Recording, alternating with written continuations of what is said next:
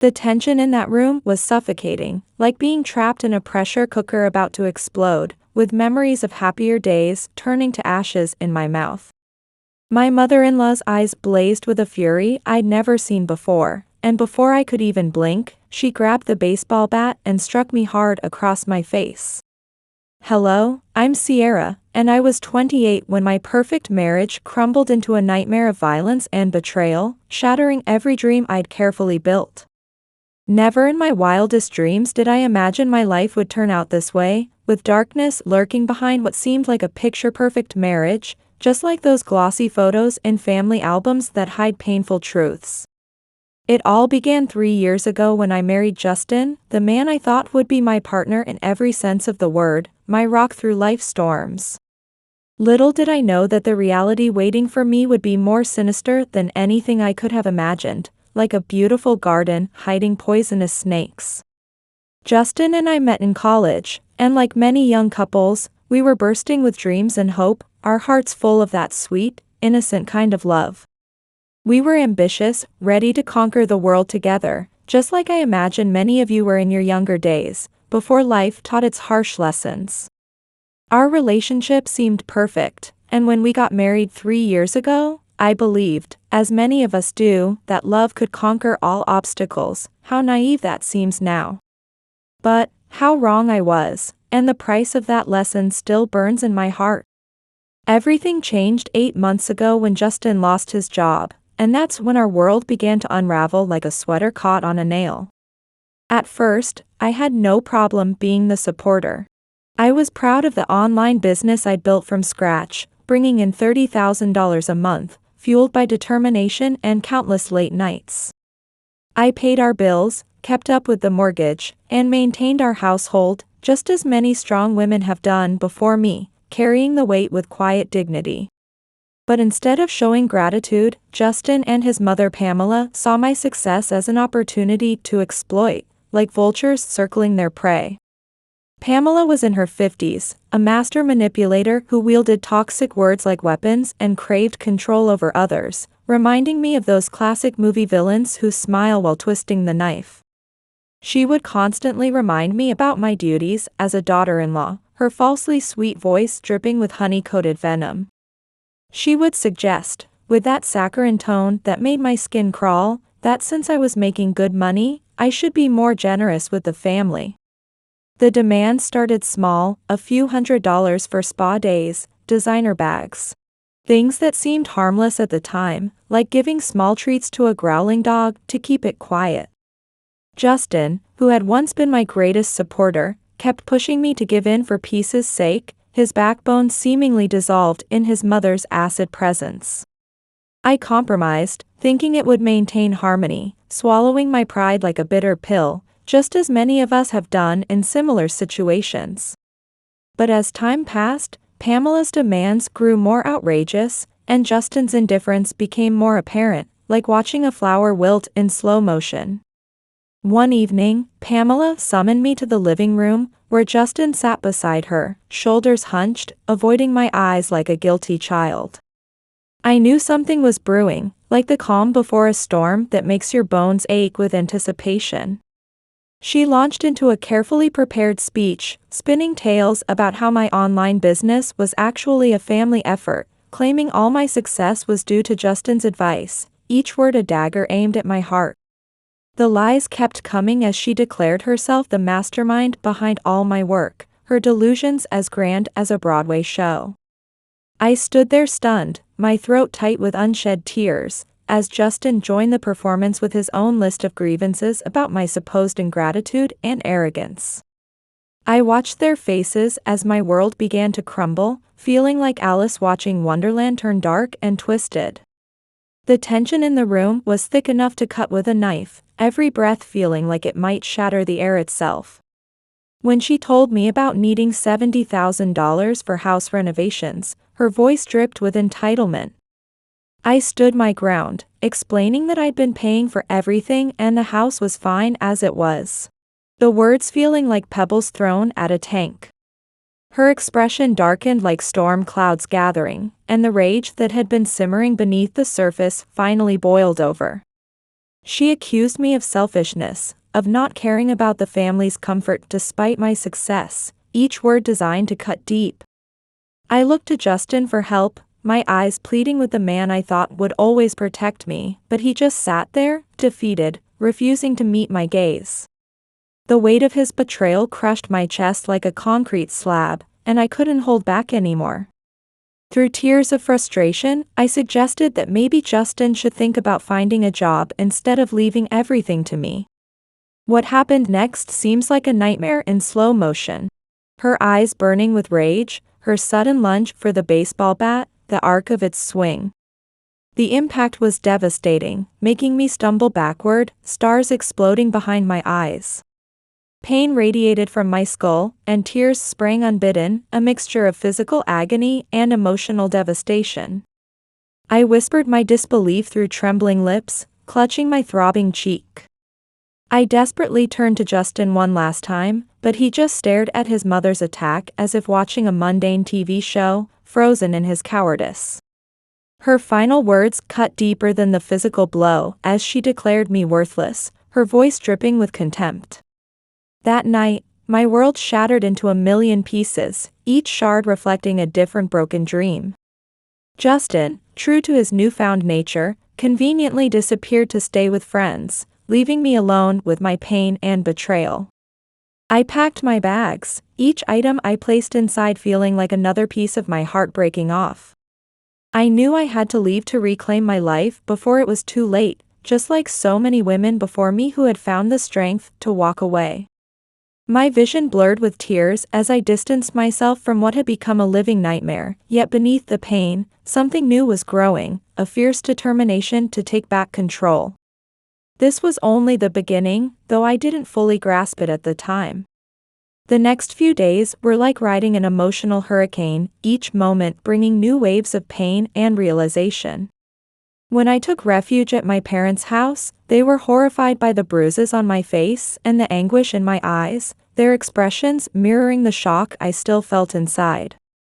My mother pulled me into a tight embrace, her voice trembling with worry as she assured me I was safe now, that they would protect me. That warmth and support gave me a sense of security I hadn't felt in what seemed like forever. But as the physical bruises began to heal, the emotional wounds felt deeper, like cracks spreading through the foundation of my world. I couldn't shake the anger that boiled inside me, knowing that Justin and Pamela had taken so much from me. Their actions were unforgivable. One night, while lost in thought at the kitchen table, my phone rang, Justin's name lighting up the screen like a warning signal. With trembling hands, I answered, rage and anxiety coursing through my body like electricity. His voice was uncharacteristically soft as he spoke my name, suggesting we should talk things through, as if words could mend what had been broken. I challenged him, barely containing my emotions, asking if he planned to justify what had happened. There was a pause, guilt seeping through his voice as he offered a quiet apology, explaining that he thought his mother would calm down if he stayed quiet that night, never expecting things to escalate so far. A bitter laugh escaped me as I repeated his words about not knowing what to do, my voice shaking with anger as I reminded him that his mother had struck me with a baseball bat while he just sat there. His sigh deepened with guilt as he acknowledged disappointing me, then begged me not to divorce him, promising we could fix this. I gripped the phone tighter, repeating his words about fixing things with steely determination. As he tried to plead further, I hung up, my heart pounding but my resolve unchanged. The following days were spent consulting with lawyers, gathering evidence of financial abuse and physical assault, preparing for what would surely be a difficult legal battle. But Justin and Pamela weren't finished with their schemes. A week later, while I was in the living room with my parents, a knock at the door made my stomach clench with dread. My mother exchanged worried glances with me before answering, revealing Justin and Pamela standing on the porch, their expressions darker than usual. I approached with my heart hammering, bracing myself for whatever they might say. Justin spoke with a trembling voice about wanting to talk, while Pamela, usually wearing a mask of composure, looked almost desperate. I kept my distance, arms crossed, demanding to know what they wanted.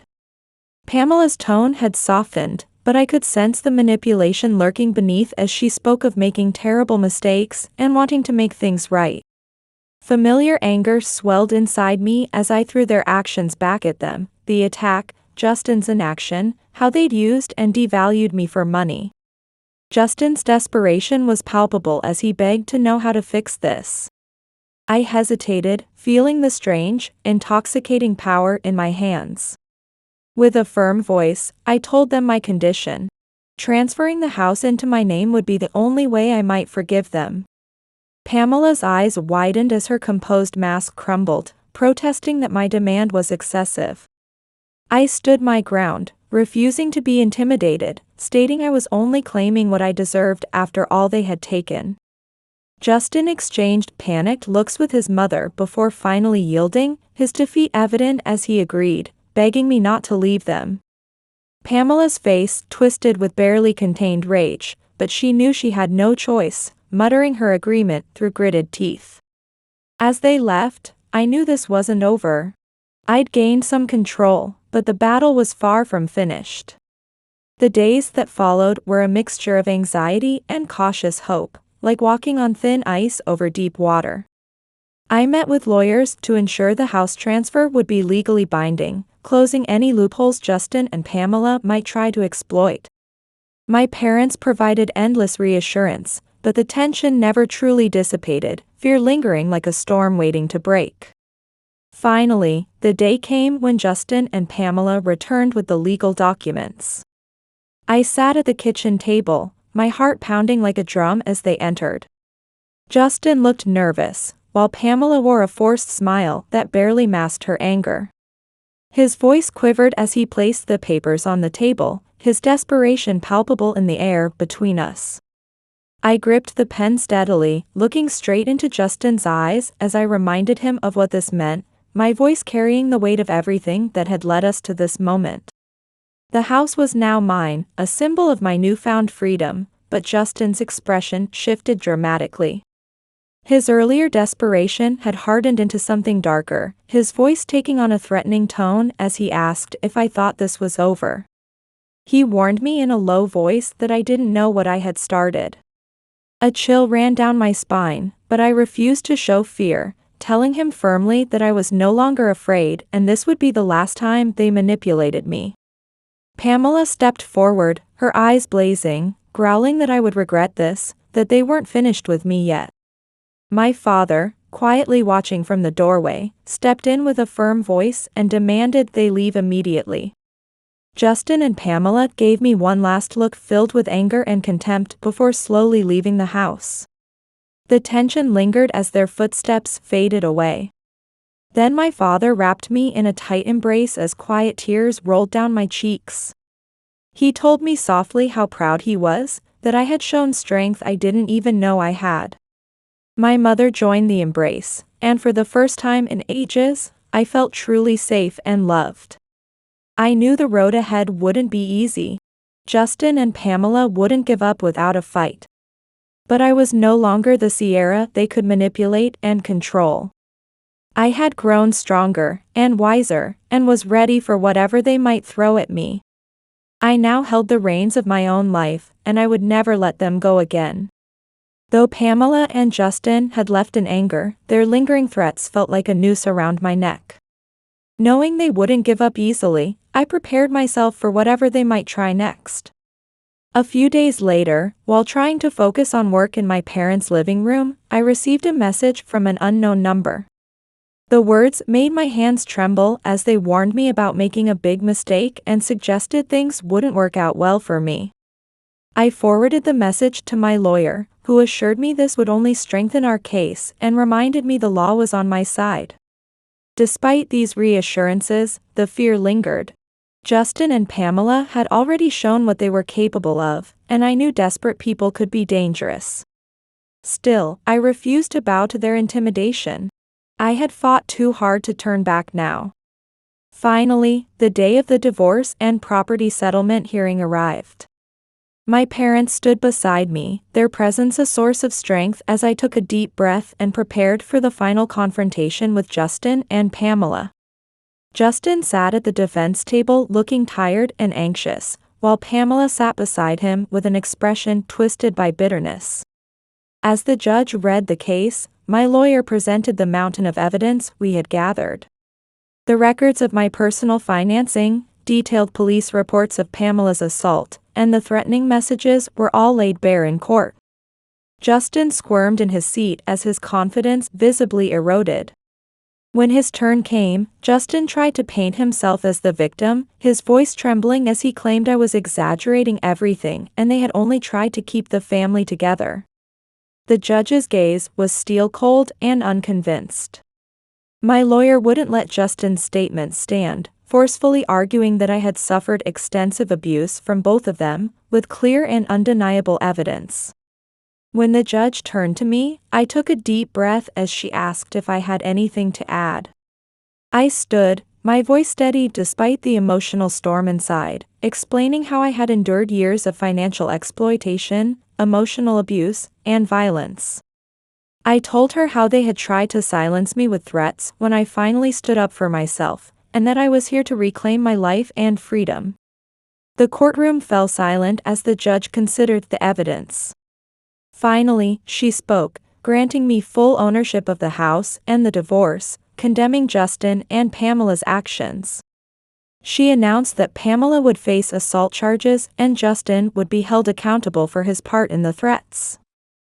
A restraining order would be issued against both, with serious legal consequences for any further harassment. An enormous sense of relief washed over me, feeling as if a great weight had been lifted. I had fought for my freedom and won.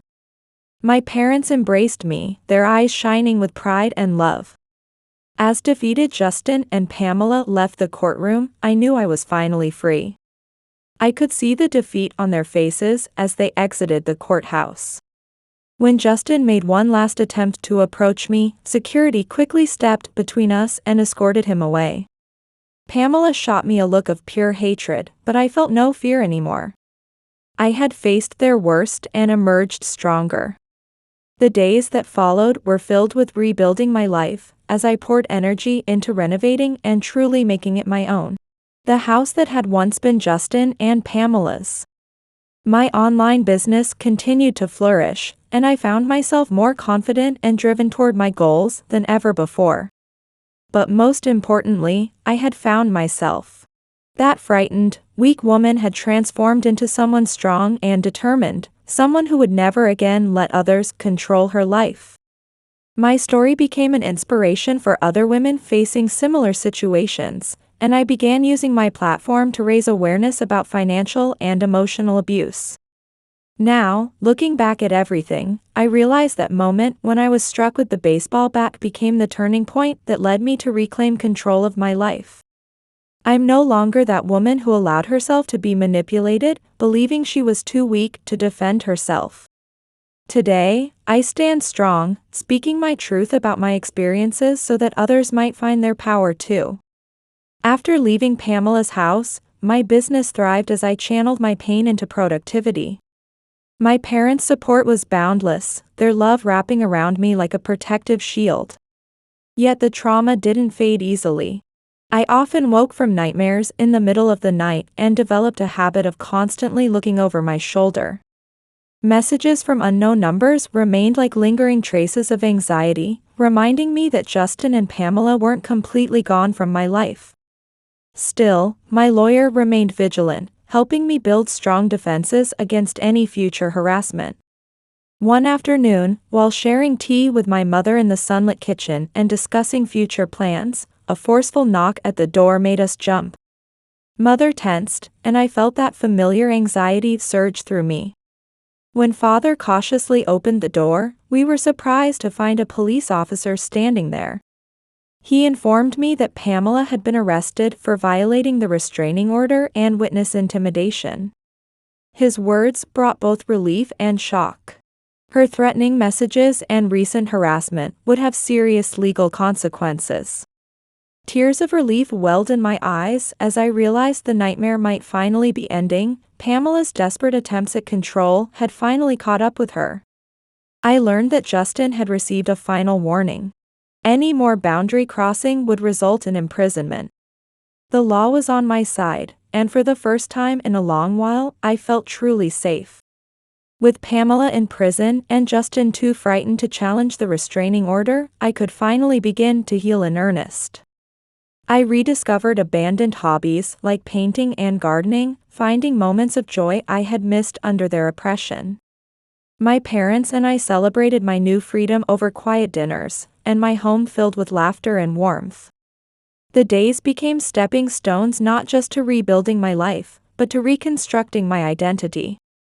Though the bruises had long faded, the strength I discovered remained as a testament to my resilience. My business continued to thrive, and I found solace in the independence I had fought so hard to reclaim. The house became a symbol of my strength, a place where I could grow and prosper without fear. The journey was exhausting, and the scars will always be part of who I am. But I survived. I fought for my freedom and claimed my victory. And with each new dawn, I feel more hopeful about the life I've reclaimed. Thank you for watching this video. If Sierra's story touched you, please give it a thumbs up and subscribe to our channel for more powerful stories. Share your thoughts in the comments below. I look forward to hearing your voices. Don't forget to hit the bell icon so you won't miss any updates. Stay strong, and I'll see you in the next video.